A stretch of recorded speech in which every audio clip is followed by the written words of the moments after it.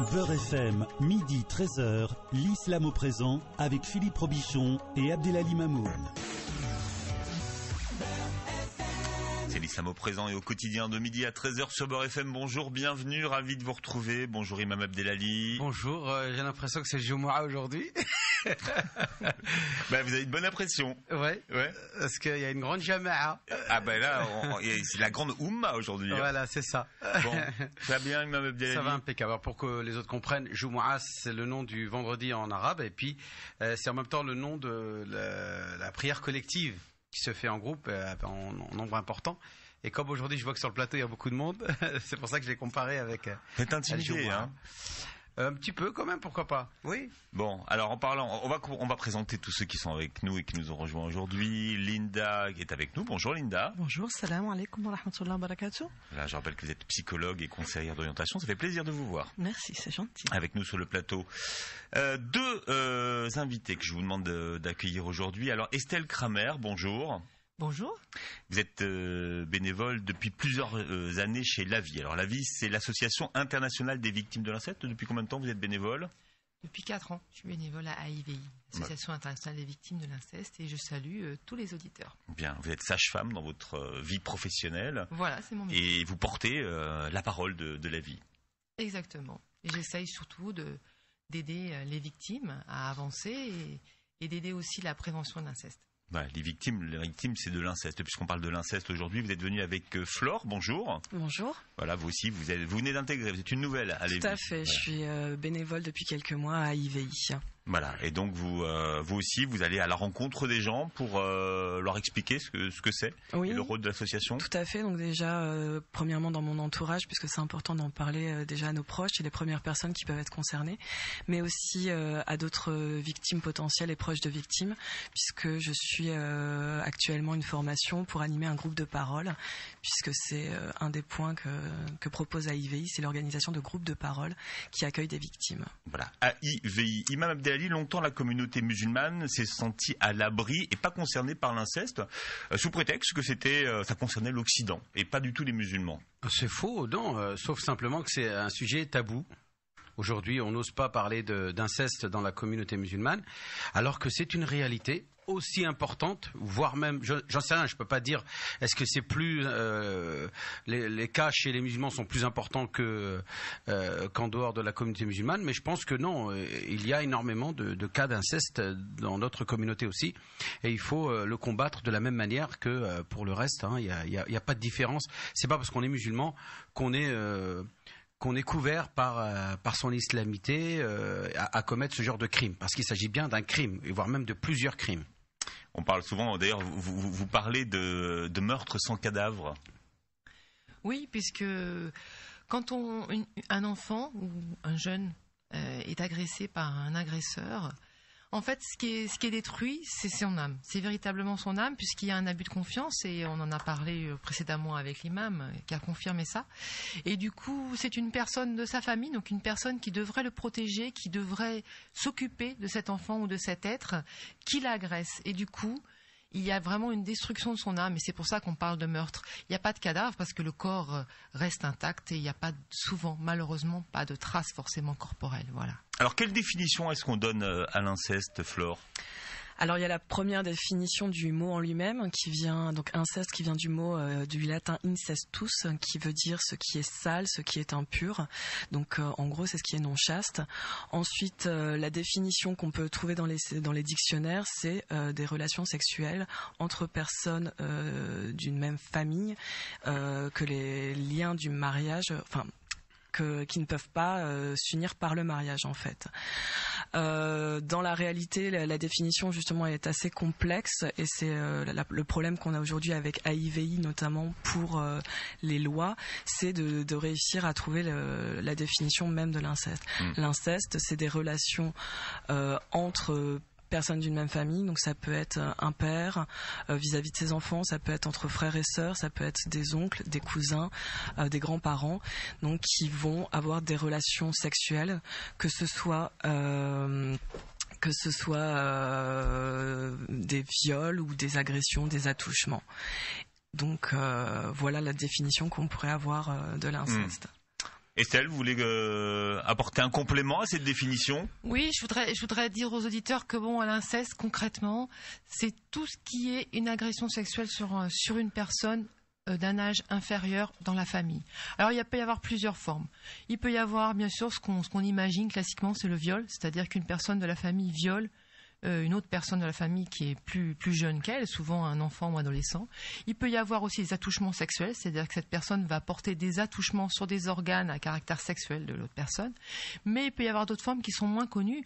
La forme, c'est ce que peut être de l'exhibitionnisme, c'est-à-dire qu'on force, mais alors c'est très subtil, qu'on incite l'enfant à observer des scènes à caractère sexuel, que ce soit des scènes télévisuelles ou des scènes en live, on le force à regarder ces scènes.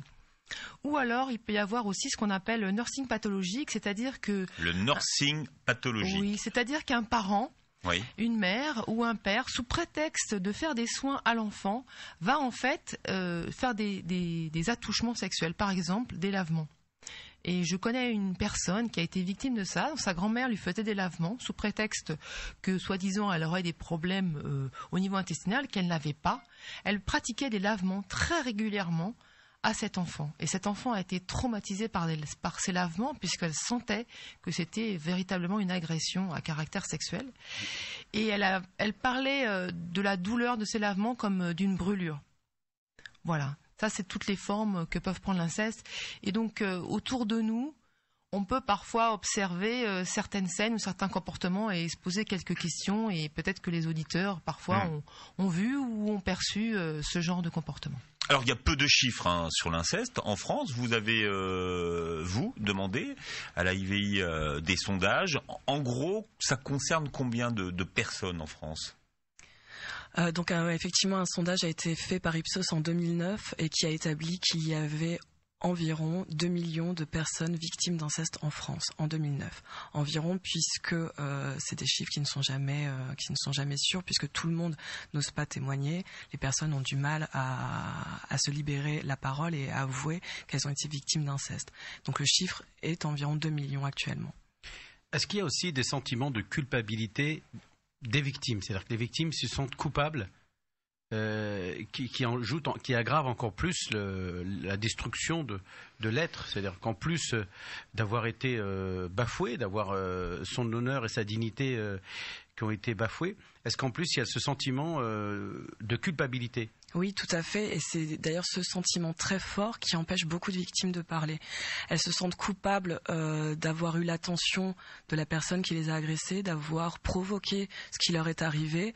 Et c'est un sentiment qui les condamne au silence et surtout un sentiment qui persiste et qui après a des conséquences vraiment très graves dans le développement de toute leur vie. C'est là où vous jouez votre rôle, c'est-à-dire que là vous jouez votre rôle de rappeler à ces personnes qu'elles ne sont pas coupables de quoi que ce soit, qu'elles sont totalement victimes d'un criminel, d'un monstre qui a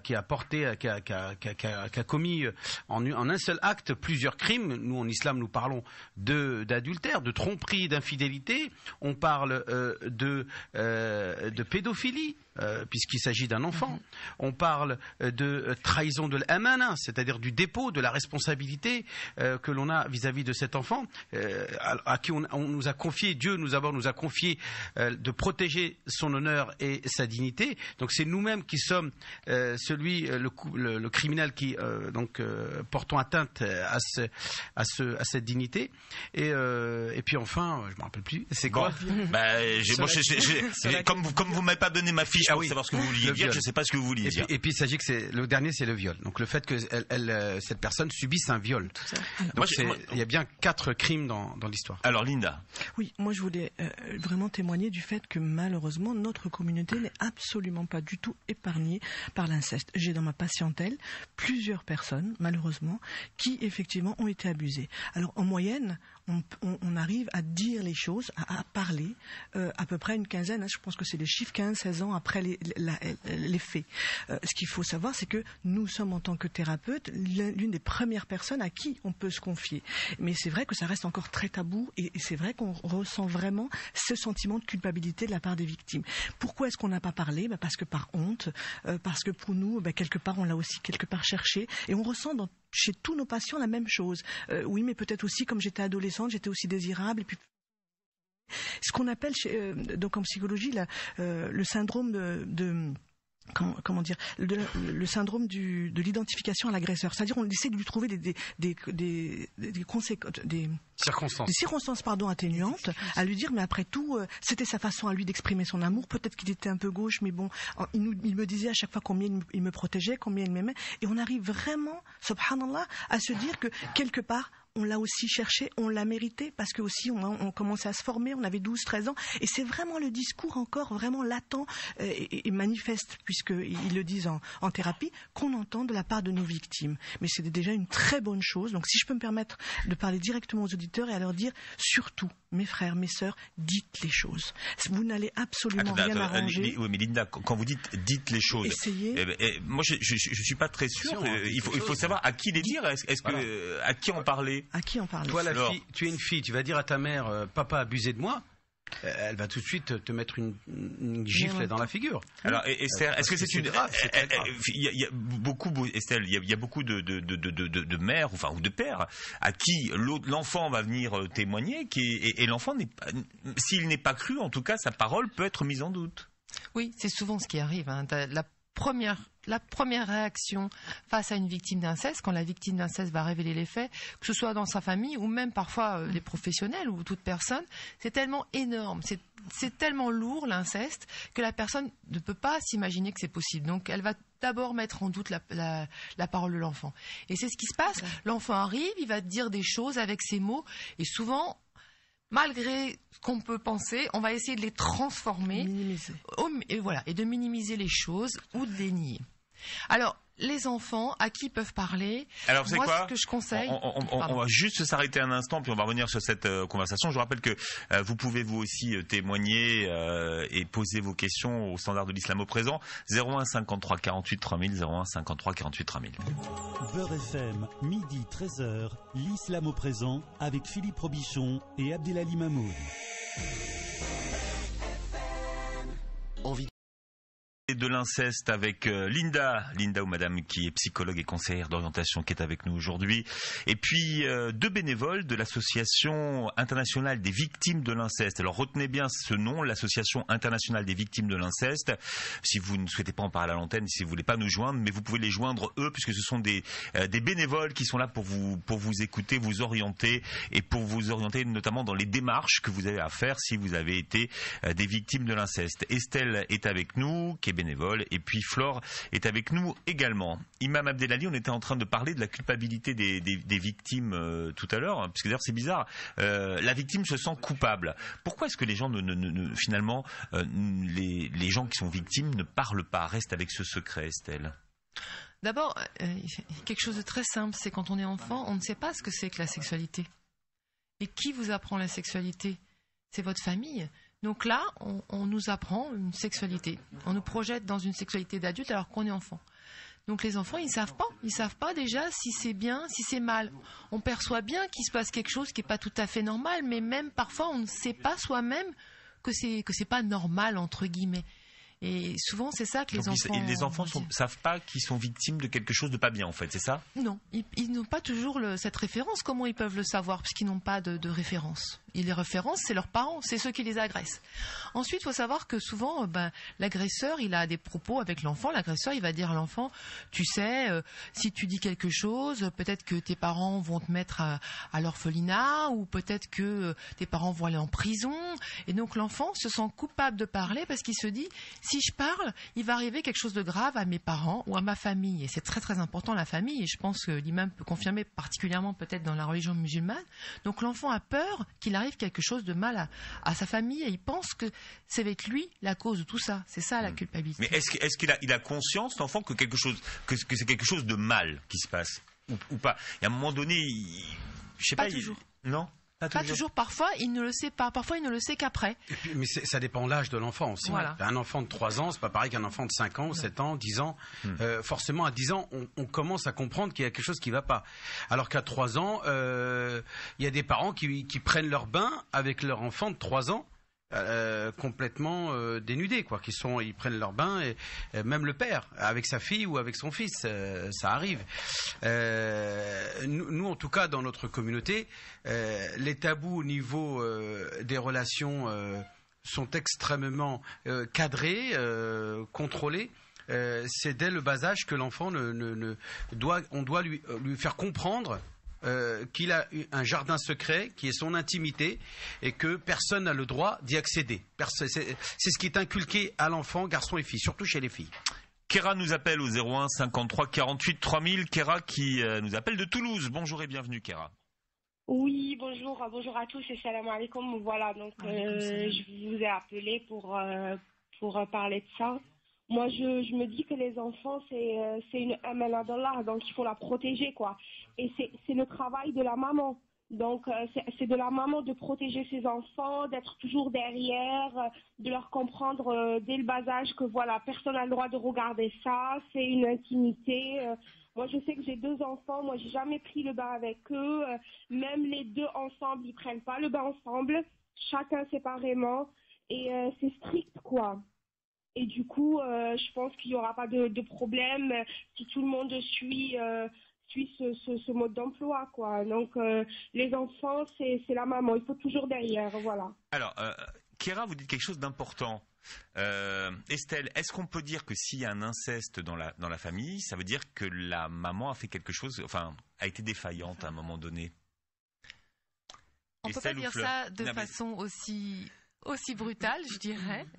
On peut dire qu'il y a un dysfonctionnement dans la famille. Ça veut dire que la famille ne joue pas son rôle, puisque son rôle, chez les musulmans et chez les autres, c'est de protéger les enfants et de les éduquer, de les favoriser leur épanouissement. La famille ne joue pas son rôle, donc quelque part, la maman n'a pas joué son rôle. Après, il peut y avoir plein de causes. Après, pourquoi elle n'a pas joué son rôle, ça je ne sais pas. Ça peut être des causes diverses et variées. Mais est-ce qu'il y a des signes, par exemple, Estelle, qui pourraient alerter une maman? Oui. Est-ce qu'on peut dire une maman n'a pas vu? Enfin, je sais pas. On peut dire une maman n'a pas vu parce que peut-être elle n'a pas pu voir pour différentes raisons. Il des signes, oui. Souvent, quand un enfant est victime de maltraitance, que ce soit l'inceste ou autre, il peut y avoir des signes. C'est-à-dire que l'enfant, il va changer de comportement. Si on voit un changement brutal de comportement, alors ça peut se voir à la maison ou des fois c'est à l'école.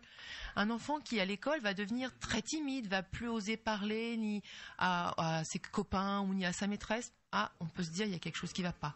Ou dans l'autre sens, un enfant qui était plutôt calme, qui va devenir très agité, qui va devenir un petit peu le petit chef de bande ou la petite chef de bande de la classe, c'est qu'il y a quelque chose qui s'est passé. Il essaye de cacher quelque chose. Voilà, il y a quelque chose qui s'est passé et qui l'a en tout cas perturbé. Après, il peut y avoir des symptômes aussi, je voudrais le dire, c'est très important, sur la santé. Les enfants parlent avec leur corps. Donc un enfant qui a par exemple tout le temps mal au ventre, et on ne trouve pas d'explication médicale, je dirais, ça peut être justement le témoignage d'un traumatisme. Mal au ventre, mal à la tête. Un enfant qui a tout le temps mal à la tête, un enfant qui a des troubles aussi au niveau digestif, qui peut avoir des problèmes de constipation récurrente, c'est qu'il y a quelque chose qui s'est passé, pourquoi il est tout le temps constipé comme ça alors qu'avant peut-être il ne l'était pas ou qu'il n'y a pas de cause médicale. Un enfant qui va vomir. Moi-même, et là je peux parler aux auditeurs parce que c'est qui parle de moi-même. Moi-même quand j'étais enfant, j'ai eu une période où j'ai toussé. Je me suis mise à tousser. Et en fait, maintenant que j'y repense, c'était après le début des agressions qui se poursuivaient. Et qu'est-ce que je passais? Je toussais. Le soir, je toussais. Et je me rappelle très bien, on a appelé le médecin est venu. Ça a été même, dans mes souvenirs, on me faisait des piqûres pour que j'arrête de tousser et je toussais toujours. En fait, cette toux exprimait, je pense, ce malaise que j'avais, et à l'époque je ne savais même pas si c'était bien ou mal. J'exprimais ce malaise par la toux. Donc voilà, il peut y avoir des symptômes, je voudrais dire, sur la santé, et ça on peut les déceler. Alors bien sûr, il n'y a pas de recette magique. Le niveau des parties intimes, s'il y a eu pénétration, viol, il y a quand même des séquelles. À mon avis. Si je peux me permettre d'intervenir, l'inceste, ce n'est pas forcément qu'un viol, ça peut être des attouchements. Et là, les attouchements. Non, mais s'il y a eu viol, ça se voit, la mère va voir sa fille. Bien sûr, mais vraiment, son fils, ce n'est pas qu'un viol. Il y a aussi des attouchements qui ont des conséquences psychologiques aussi importantes que le viol lui-même. Donc ça, c'est une première chose. Pour revenir sur le témoignage de votre auditrice, que je remercie de participer, en tant que mère, effectivement, peut-être qu'elle va veiller à ce que tout se passe bien avec son enfant, mais son enfant va être en contact avec, par exemple, un frère ou un cousin ou un oncle ou un grand-père en qui il aura confiance. Sa mère va le laisser être avec ces personnes en qui elle-même a confiance. Et là, il peut se passer des choses, puisque l'enfant aura confiance en cette personne et à aucun moment va douter de la confiance de cette personne et à aucun moment cet enfant va se dire que cette personne va lui faire du mal.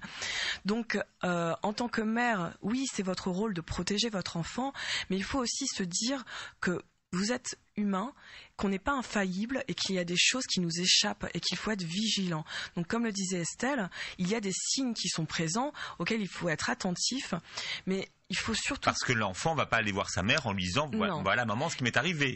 L'enfant pourra même nier ce qui lui est arrivé. Si on lui pose la question, moi par exemple c'est ce qui m'est arrivé, on m'a posé une fois la question, j'ai nié, j'ai dit non, il ne s'est absolument rien passé parce que j'étais incapable de parler de ce qui m'était arrivé.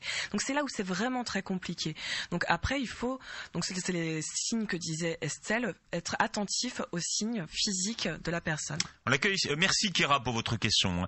Samy nous appelle de Bourg-en-Bresse. Bonjour Samy. Oui, bonjour. Et bienvenue. Bonjour tout le monde. Salam alaikum. Je voulais vous dire, sur moi-même qui ai eu des attouchements, je veux dire, mais il faut pas en parler lorsqu'on est musulman, il faut éviter, je pense.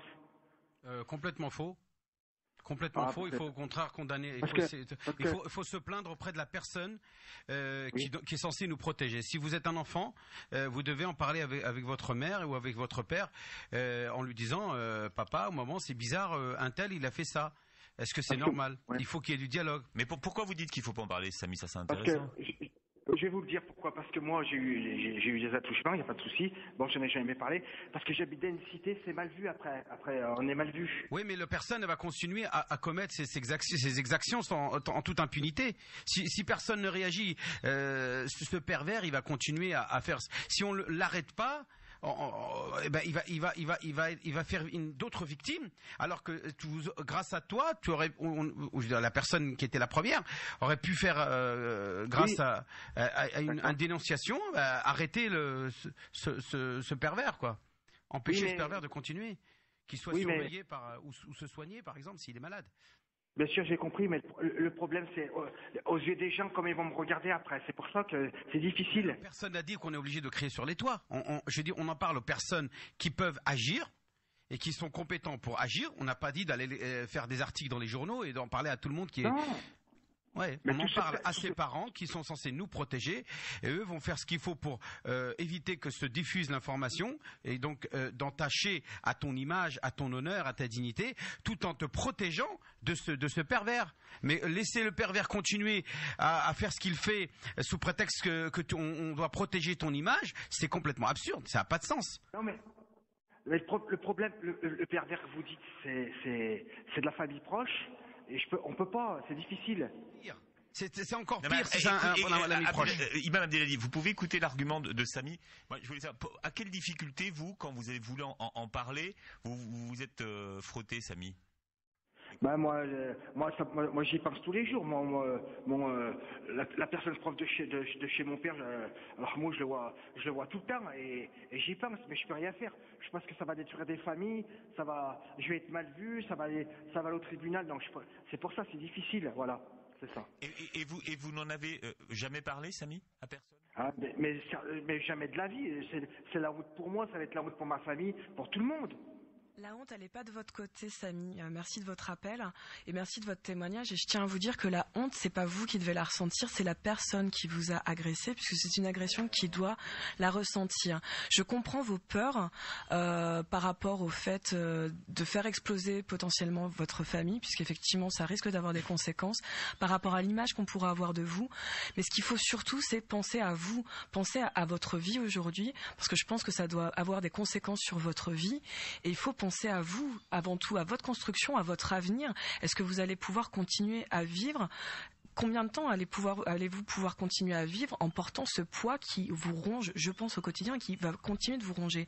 C'est très important de continuer, enfin d'en parler, pardon. En tout cas, Samy, merci d'avoir pris la peine de nous appeler aujourd'hui au standard de l'Islam au présent, au 01 53 48 3000. Merci beaucoup pour votre appel. On en prendra d'autres témoignages dans un instant. Vous êtes nombreux à vouloir participer à cette émission, mais à ne pas vouloir passer à l'antenne. Donc si vous avez une question à poser, vous pouvez le faire par SMS. Je vous rappelle l'adresse. Vous commencez votre SMS par imam et vous nous l'envoyez au 61035. Estelle, vous avez une boîte mail ou un endroit où on peut dialoguer sans téléphoner ou en voulant rester discret à l'Association internationale des victimes de l'inceste? Oui, justement, comme Samy l'a exprimé, c'est vraiment pas facile quand on a été victime d'inceste d'en parler, que ce soit à sa famille ou à ses proches ou à même d'autres personnes. Et donc AIVI a développé un site qui s'appelle aivi.org, où l'on peut aller consulter des informations et aussi échanger sur des forums ou par mail avec d'autres victimes ou des professionnels ou des proches de victimes. Et on a recensé énormément d'informations pour pouvoir alimenter justement et aider les victimes. Je voudrais dire aussi quand même que pour les gens comme Samy qui se sentent vraiment dans la difficulté de pouvoir en parler, il y a aussi le 119. C'est un numéro vert qui permet aux gens de pouvoir parler de ce genre de choses, aux enfants, aux adolescents, mais aussi même si on est adulte, on peut les appeler. Ouais. Voilà, on peut appeler le 119 et vous aurez des gens qui pourront vous écouter et qui pourront vous aider à avancer dans la démarche, puisque c'est important aussi que vous alliez mieux. Vous êtes la victime et c'est l'agresseur qui est l'agresseur et c'est l'agresseur qui doit être coupable. Je voudrais aussi rebondir là-dessus pour dire que la victime, l'inceste, c'est quelque chose qui est condamné par la loi française et qui est condamné aussi, je pense, et l'imam confirmera, par la loi musulmane et par l'islam. Toutes les religions, comme je disais, c'est plusieurs crimes en un même crime. Si je devais parler du code pénal musulman sur la question, ça serait la peine la plus importante, la peine de mort. Abdelali, je voudrais donner la parole à Linda, puis on va marquer une pause, on va revenir avec vous dans un instant. Non, voilà tout ce que je voulais dire et je remercie Samy pour son témoignage. Et malheureusement, en fait, c'est vraiment, il a relevé là la problématique du regard, du poids du regard de l'autre dans notre communauté, à quel point il peut être immense, à quel point il peut vraiment nous être là, un poids qui ne nous laisse pas effectivement nous exprimer, dire les choses telles quelles. Pourquoi ? Parce que c'est vraiment spécifique à notre communauté. Ce qui est important, avant toute chose, c'est de préserver l'autre. Si l'autre va bien, moi j'irai bien. Et c'est vraiment ce qu'on sent au quotidien dans notre thérapie, c'est que à partir du moment où l'autre va bien, écoute, il n'y a pas de souci, j'arrive moi à garder mon problème pour moi. Et c'est vraiment spécifique à nous, je ne sais pas pourquoi, enfin c'est des choses que je n'ai pas vécues du tout en travaillant avec les non-musulmans. Et on est vraiment dans tant que l'autre va bien, moi j'irai bien. Et donc on est vraiment dans le déni, beaucoup plus peut-être que dans d'autres communautés, puisque j'ai travaillé aussi avec les non-musulmans, et ça c'est vraiment très lourd à porter, parce que de toutes les façons, si moi je n'irai pas bien, l'autre n'ira pas bien non plus. Et comme disaient très très bien Estelle et Flore, c'est vraiment libérez-vous, parce que c'est vous la victime et absolument pas l'agresseur. Allez, on prendra d'autres appels, d'autres questions, d'autres témoignages au 01 53 48 3000. Vous n'êtes même pas obligé de donner votre prénom, vous pouvez passer à l'antenne comme ça. On prendra vos appels et il y a des questions qui arrivent pour vous, Imam Abdelali, imam au 61035. Beurre FM, midi 13h, l'islam au présent avec Philippe Robichon. Et on parle de l'inceste ce matin avec Linda ou Madame qui est psychologue, conseillère d'orientation que vous retrouvez tous les vendredis. Et puis deux membres de l'Association internationale des victimes de l'inceste, c'est l'AIVI. Vous avez un site, vous l'avez dit tout à l'heure, aivi.org. Donc nous avons Estelle et Flore qui sont avec nous. Je voudrais qu'on accueille le témoignage d'Amine qui est avec nous. Bonjour Amine. Oui, bonjour, c'est Amine de Grenoble, donc je suis conducteur de bus. Oui. Bonjour. Et donc, j'ai des enfants et j'avais un enfant qui avait subi au niveau d'un centre aéré on va dire, un mauvais comportement avec un enfant, en l'occurrence le mien. Et donc j'ai écouté un peu tout ce que vous avez dit par rapport à Samy qui peut en parler et un peu ça. Et on voit que en France, le terme est récurrent, les gens ils ont pas envie de beau, ils étouffent vite l'affaire. En plus, là, vous parlez de pédophilie ou parlez d'inceste là? D'inceste, je pense. Mais qui est la victime et qui est le... Donc la victime c'était la fille et l'agresseur c'était une personne qui travaillait dans un centre aéré. Oui, mais attends, donc il a pas de liens familiaux. L'inceste, on a défini que il fallait qu'il y ait un lien familial. Sinon, ça s'appelle de la pédophilie. D'accord. Mais c'est important de préciser la définition. Ouais, on a précisé au début. On a dit que l'inceste, c'est quand un membre de la famille. J'ai pris l'émission en cours, c'est pour ça que j'avais pas bien saisi au niveau de. C'est important de comprendre. L'inceste, c'est l'abus d'un des parents d'une personne en âge inférieur, ce que disait Madame, sur une personne de la famille. C'est-à-dire il faut et par une femme. Puisqu'Amine est là, qu'est-ce qu'on peut lui donner comme conseil s'il veut justement pouvoir avoir des informations et être aidé dans ses démarches pour faire reconnaître ce qui est arrivé à son enfant? Déjà d'aller sur le site d'IVI.org, parce que même si là, dans ce cas-là, il s'agit de pédophilie, il s'agit quand même d'un enfant qui a été victime d'agression sexuelle, donc c'est quand même une situation très préoccupante, on va dire ça, c'est le minimum. Et donc sur IVI.org, on peut avoir des informations sur ce qu'est l'inceste, mais la pédophilie peut tout à fait se retrouver là-dedans. Et puis après sur les forums. Ensuite aussi, je rappelle toujours le 119, qui est le numéro enfance maltraitée, qui vraiment peut vous aider à trouver ce que vous pouvez faire pour votre enfant, et aussi au niveau des institutions, comment vous pouvez saisir les institutions qui seront compétentes pour vous accompagner si vous souhaitez faire une démarche. C'est très important pour la victime de faire une démarche, parce que pour la petite fille qui a été violée ou agressée sexuellement, c'est important qu'on reconnaisse ce dont elle a été victime et qu'on lui dise: tu as été victime d'agression sexuelle, et voilà, l'auteur sera puni. Après, peu importe la punition, mais au moins que l'auteur soit puni. Voilà, Amine, merci pour votre question. Sonia est avec nous, 01 53 48 3000. Bonjour Sonia. Oui, bonjour. Bonjour à tout le monde. Bonjour. Voilà, moi je voulais témoigner. J'étais victime d'inceste. Là, aujourd'hui, j'ai 38 ans. Et vous êtes les premières personnes à qui j'en parle. On va pas vous dire, on peut vous dire merci en tout cas de nous faire cette confiance, Sonia, déjà. Et d'avoir le courage surtout. Et d'avoir le courage. Et on disait tout à l'heure que les victimes n'en parlaient pas avant 16 ans, donc voilà. Ça vous est arrivé, vous aviez quel âge, Sonia? J'avais à peu près une quinzaine d'années. Je suis issue d'une famille où tout est compliqué, on ne parle pas de sexe, on ne parle pas de rien, on nous a éduqués un peu dans cette vision de pas le droit de faire plein de choses. Et vous savez, la sexualité, on ne connaissait pas grand-chose, je ne connaissais rien du tout, on n'en parlait pas. Et mon agresseur, entre guillemets, était mon oncle, le plus jeune de mes oncles. Et maintenant, il est décédé, il y a déjà plusieurs années de ça. Mais à ce jour, je culpabilise encore en me disant... Est-ce qu'à ce moment-là, j'aurais pu parler? Il y avait cette honte. C'était très gênant.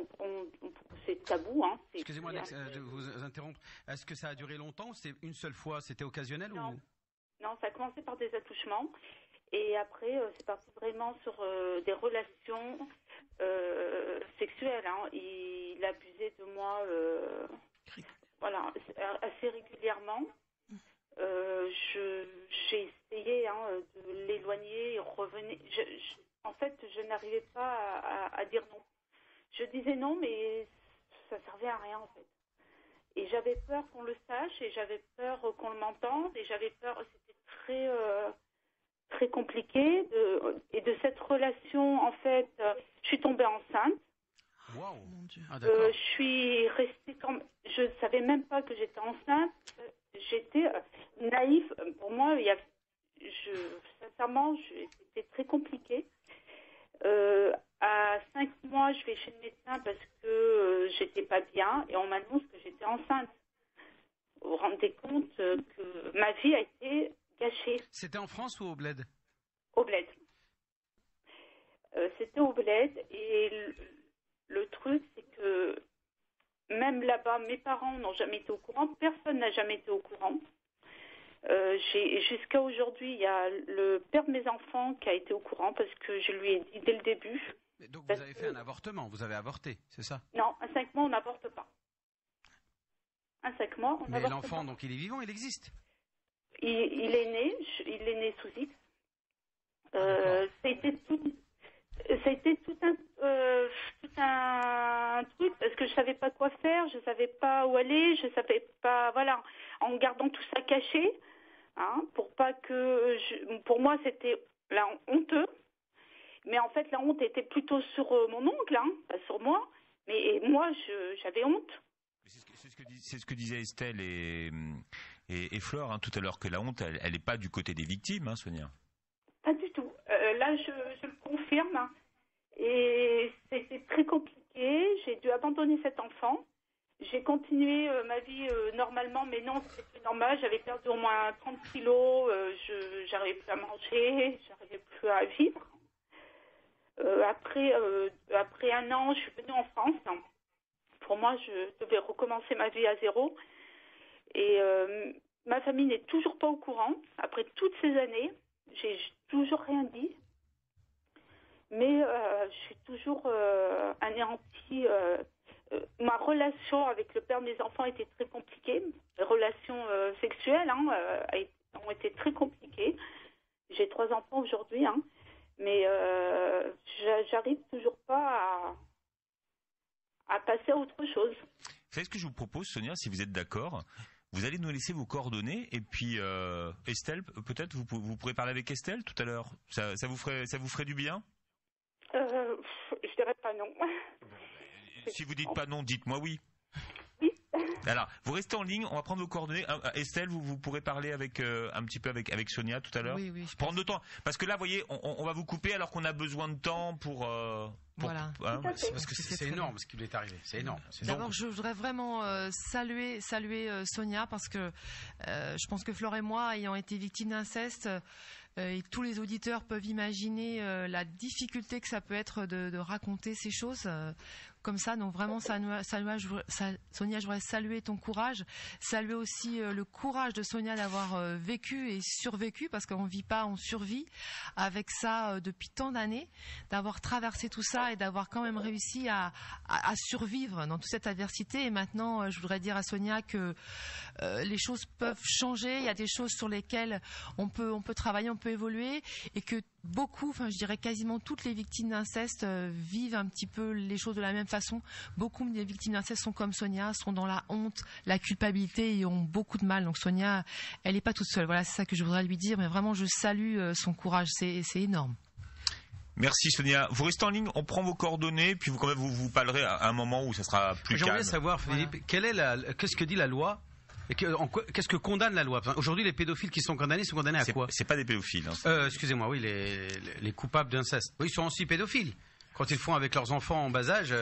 Mais les mots ont un sens, Imam Abdelali. Les mots sont très importants. C'est l'inceste et la pédophilie. On va essayer d'employer les bons mots. C'est un viol, c'est de la pédophilie et c'est de l'inceste. Alors, pour répondre à votre question, je sais qu'il nous reste plus beaucoup de temps, donc je vais essayer d'être brève. C'est le problème aujourd'hui, c'est que d'un point de vue de la justice, c'est très compliqué et il n'y a aucune reconnaissance de l'inceste, il n'est pas inscrit au code pénal. Donc il va être jugé en tant que viol, en tant qu'agression sexuelle, mais pas en tant qu'inceste. Donc c'est un réel problème et c'est une des actions que mène AIVI aujourd'hui pour que ce qui n'est pas nommé, l'inceste n'est pas nommé, donc les victimes d'inceste ne sont pas reconnues comme victime d'inceste. Ouais, mais combien d'années il écope finalement? Pour le viol, par exemple. Pour le viol. Et la pédophilie, si c'est un enfant. Le problème, c'est que si on veut que ce soit condamné comme viol, il faut que ce soit prouvé qu'il y ait eu pénétration, que ce soit sous la contrainte ou la surprise. Et l'inceste est beaucoup plus complexe que ça. Il n'y a pas forcément de contrainte ou de surprise donc ça peut très souvent ne pas être considéré comme un viol et ça ne pourra pas être du coup jugé comme un viol. Voilà, moi je voulais vraiment remercier vraiment et dire bravo à Sonia pour son courage. Mais sachez qu'il y a toujours une possibilité de se reconstruire par un vrai travail thérapeutique.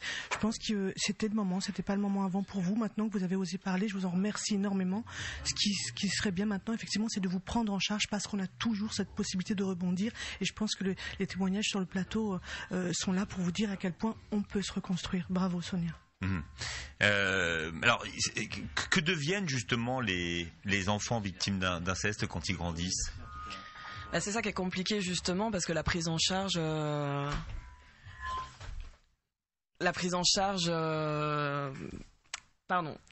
les victimes d'inceste peuvent être prises en charge par des médecins, mais c'est vrai que dans la majeure partie des cas, ça peut avoir des conséquences.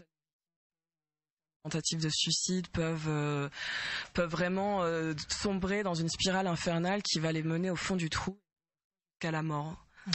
Alors, on rappelle l'association internationale des victimes de l'inceste, l'AIVI. Vous avez un site, vous rajoutez .org, vous avez toutes les informations, vous pourrez rentrer en contact avec des gens et dialoguer. Le 119, le numéro national pour l'enfance en danger, 24 heures sur 24, et c'est un numéro gratuit. Et Linda, effectivement, il faut consulter si vraiment on va en parler, puisque ça peut être aussi le rôle d'un psychologue d'accueillir cette parole. Il faut sortir du silence et en parler un maximum. En parler en tant que victime, mais aussi en parler même si on n'est pas victime, pour aider les victimes à pouvoir en parler. Et les thérapeutes sont là pour vous entendre. Merci à vous tous d'avoir été avec nous sur ce plateau. Merci à vous de nous avoir suivis et on vous donne rendez-vous lundi. Beurre FM, midi 13h, l'islam au présent avec Philippe Robichon et Abdelali Mamour.